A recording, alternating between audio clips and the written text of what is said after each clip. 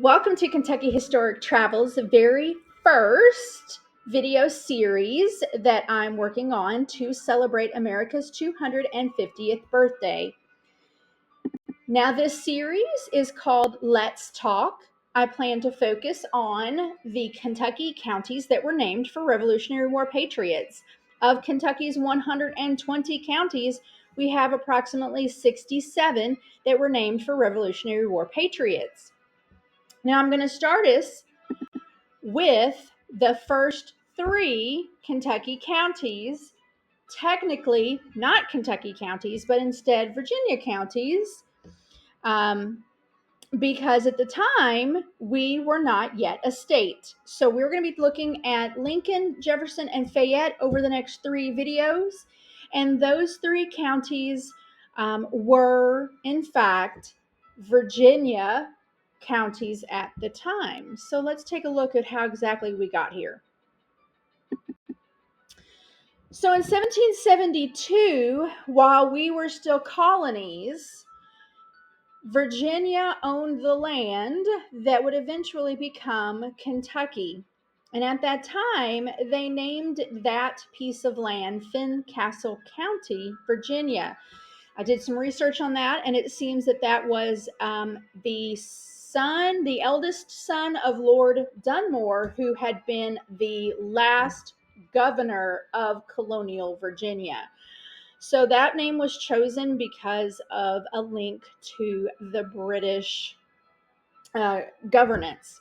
Now, in 1777, after the Revolutionary War had already begun, Virginia then separated that piece, that Fincastle, into smaller pieces, and you can now understand why they wanted to eliminate the name Fincastle, because they didn't want any connections to that British name anymore.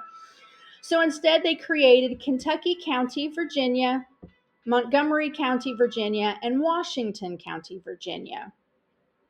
Now, of course, that broke down again in 1780 when they took what had been Kentucky County, eliminated that name altogether, and broke us down into the three: Lincoln, Jefferson, Fayette. Now, in 1780, still we're not a state. We don't become a state until 1792. So Virginia is naming these counties not for anything related to Kentucky, but instead related to the Revolutionary War. So all three of those were significant patriots to our independence. So we're going to take a look first at Lincoln County on this video. Now, most of you, or I shouldn't say that, I should say a lot of Kentuckians automatically think that Lincoln County is named for Abraham Lincoln, which makes sense, obviously, since he was born here. But the timeline of that doesn't actually work. You see, Lincoln County was named in 1780, and President Abraham Lincoln wasn't born until 1809. So there was no way that that was possible. So who was this infamous Lincoln that the Kentucky County was named for? Well, the truth of that is that it's by the name, a gentleman by the name of Benjamin Lincoln. And Benjamin Lincoln was a significant major general in the Continental Army. Benjamin Lincoln was born on January 24th of 1733 in Hingham, Massachusetts, and he was born to one of the first dynamic American families. So they were pretty influential up there in Massachusetts. His father, who was Colonel Benjamin Lincoln, went into government as well. So in the early years, Benjamin Lincoln, the Revolutionary War patriot, followed in his father's footsteps, and by the age of 21, he became the town constable of Hingham, which led him to enrolling in the colonial militia there in Massachusetts. When the French and Indian War rolled around, while he did not see any combat, he was active in that war, and he was promoted major by the end of it. By the time we got around again to the Revolutionary War time period, Benjamin Lincoln is actively protesting the parliamentary taxes that are coming down from Britain, which then leads him obviously to being on the Patriots side of things. So in 1774, the Massachusetts Provincial Congress actually appoint Benjamin to oversee the militia organization and supplies for his militia. And during the full Patriot siege on Boston, he actually was he kept that supply line open for the colonial army, giving them hope that they could actually defend the British while the British were working so hard to close off those supply lines. Then in 1776, he's promoted to Major General of the Massachusetts Militia, and his forces were actually there, and they were the ones to actually remove the last of the Royal Navy from Boston Harbor. I'm sorry, I'm tripping over my words today. Ben was then put in charge of the militia brigade, so he's moving up in the ranks, and that actually led him to serving with General George Washington in New York. Now, he did eventually return to Massachusetts. Congress made him a major general in the Continental Army, granting him command in Bound Brook, New Jersey. Now, in Bound Brook, New Jersey, they saw quite a few British skirmishes during this time period. They did suffer a defeat, and he narrowly escaped being captured. Now, Washington then ordered Benjamin to assist General Philip Schuyler in the Saratoga campaign. Benjamin took 2,000 troops. That disrupted the British supply, which was happening outside of Fort Ticonderoga. Now, later on, when he was fortifying Fort Edward, he was hit by a British musket ball. It shattered his ankle. He was bedridden for months, and because of that, he was demoted to the lowest ranking major general. Now, that seems like terribly bad plan, right? But that's what they did. So he did return to the military in 1778. At that time, he failed at the French siege of Savannah, Georgia. He turned around in 1780 and he lost at the siege of Charleston, South Carolina. That ended up being a very large defeat for the American Revolution.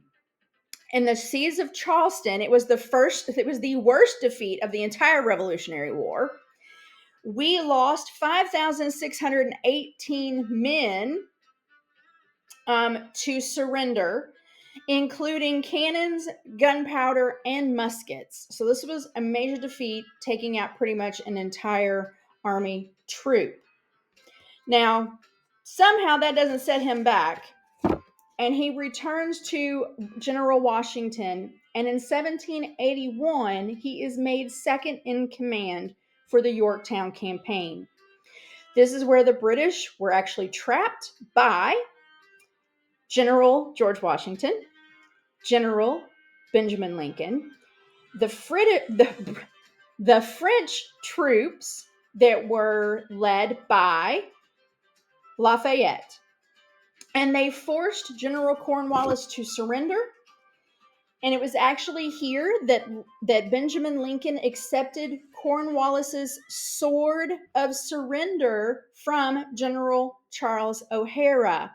It seemed there was a big snub, you see, that Cornwallis didn't want to have to give up the sword, so he sent General Charles O'Hara to deliver the sword.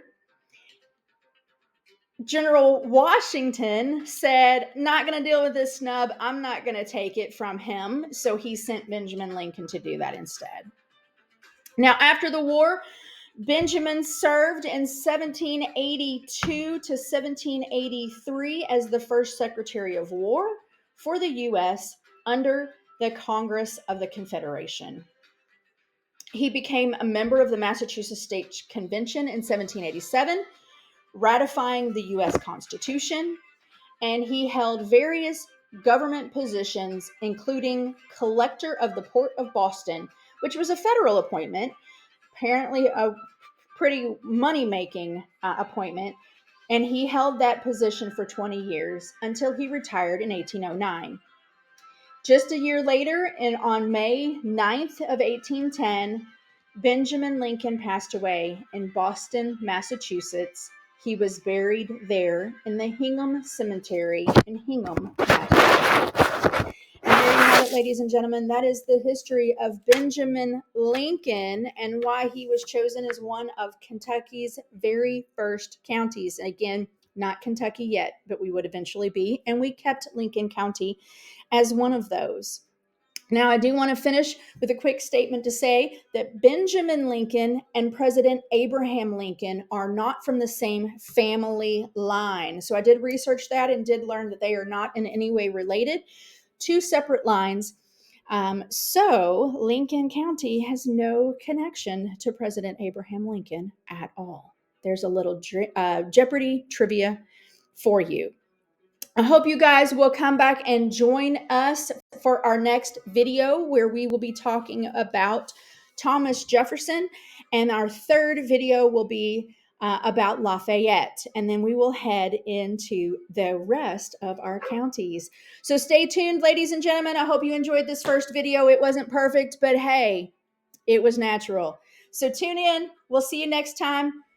Thanks for staying with us with Kentucky Historic Travels as we celebrate America's 250th birthday.